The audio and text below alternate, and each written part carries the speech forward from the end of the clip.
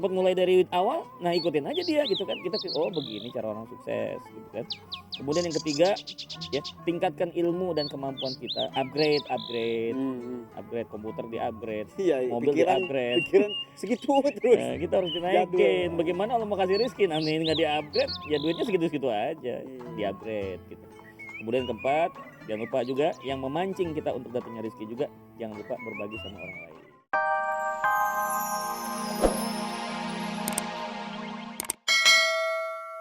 Lewat. Aji keren-kerenan.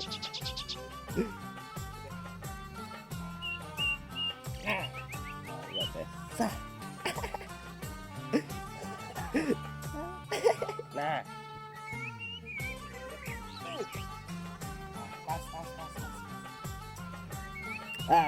Gue menang. Ceng.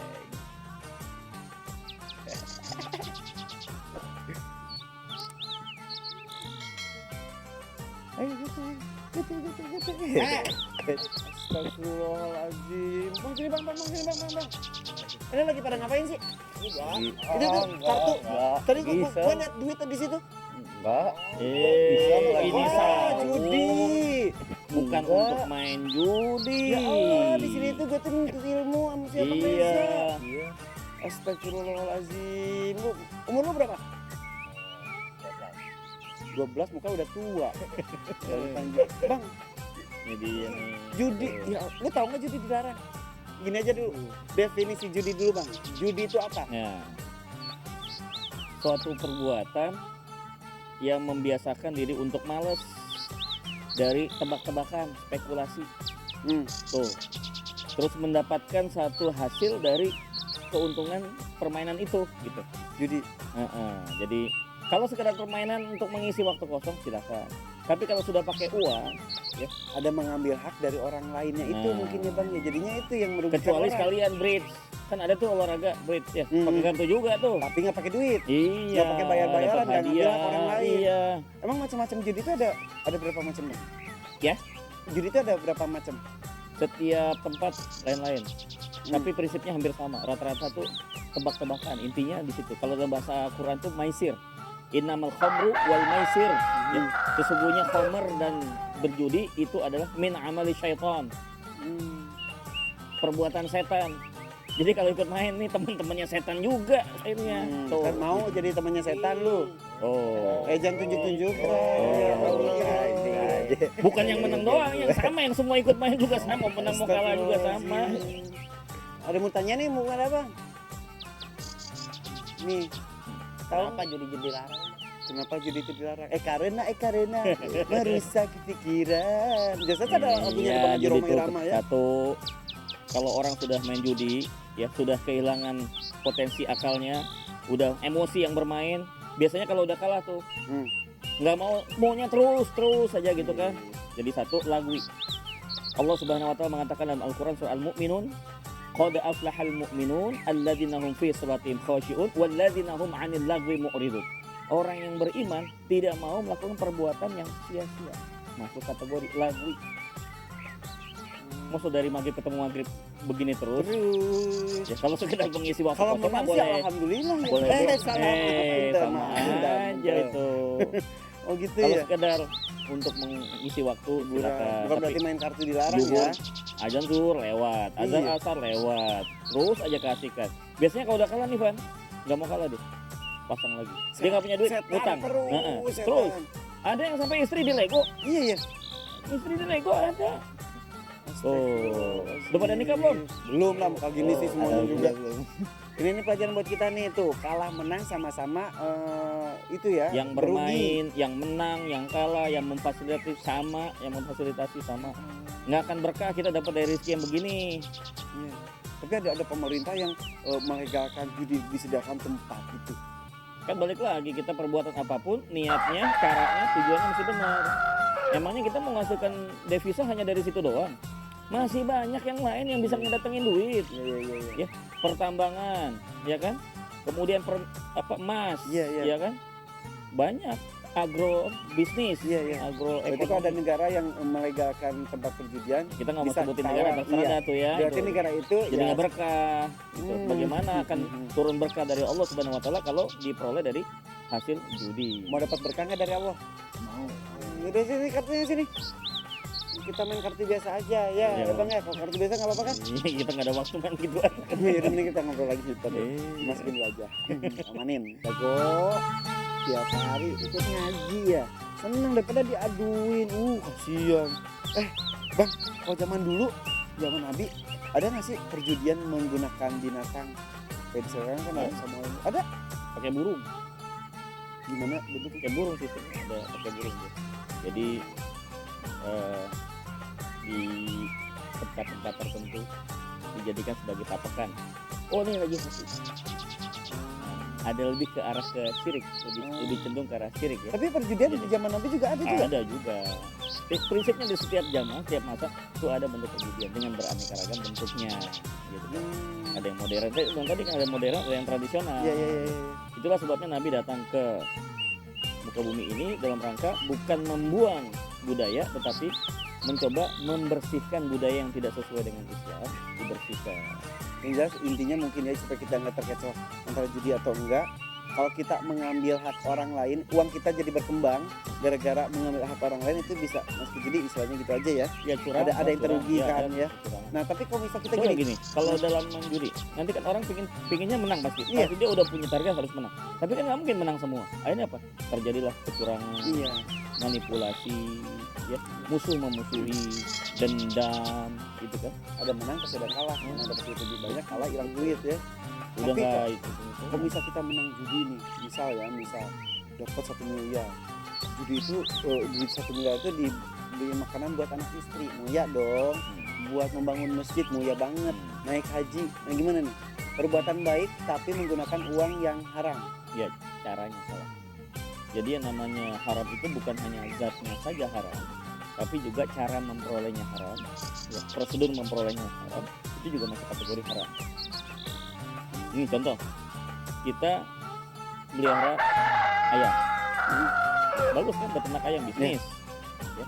Tetapi ya, cara mendapatkannya dari mencuri, bisa, ya kan? Sama kayak tadi, kita memberikan nafkah kepada istri dan anak, wah itu harus kewajiban seorang suami, ya kepala rumah tangga kan. Kemudian yang kedua tadi, bagaimana supaya meningkatkan kualitas hidup. Untuk pergi haji, bagus pergi hajinya, pergi hajinya bagus. Tapi cara membiayai pergi haji itu yang salah. Terus jadi gelar hajinya, maksudnya amal ibadah hajinya gimana tuh kalau gitu?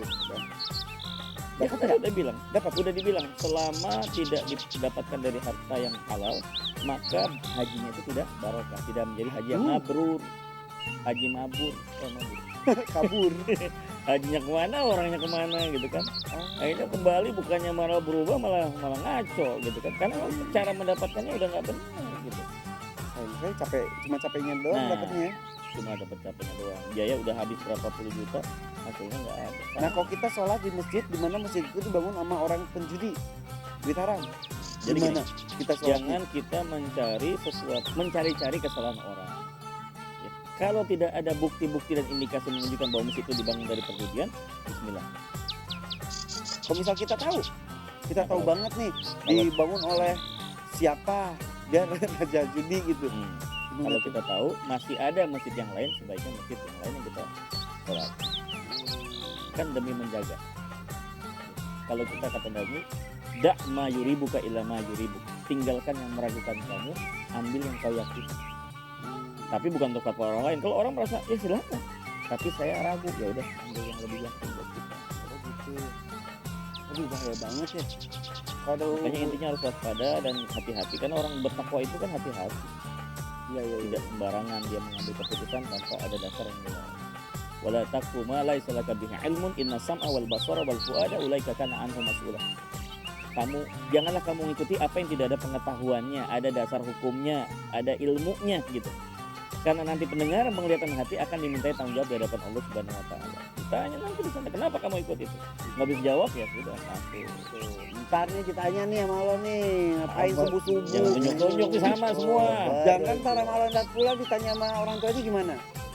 Kan tadi ketemu Pak RT ini saya tadi di masjid. Iya, habis pulang dari masjid ketemu Pak RT. Kayaknya dia mau acara bersih-bersih nih Oh, di, iya, di benar. kampung sebelah. Iya benar. Ya kan? Terus Ini butuh anak-anak muda nih. Daripada lu pada main kartu di sini, mendingan lu bantuin Pak RT, kasihan udah tuh. gigi bantuin dia, ntar gue nyusul juga. Ya kan lumayan biar program bersihnya biar lebih cepet. Iya. Jadi kampung kita jadi kampung yang sehat. Tadi dulu, apa tadi? Ngantuk.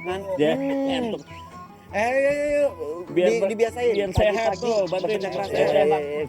Giliran Ya. suruh bersih-bersih ngantuk. Jangan lupa. Yang ini ngebegadang, cuma diisi sama ini kenapa gue disun tangan juga ketua banget ya? Sembako jangan dipakai. Langsung aja sekarang suruh ke Pak RT ya. Iya, langsung aja deh ya. Bantuin ya. Udah.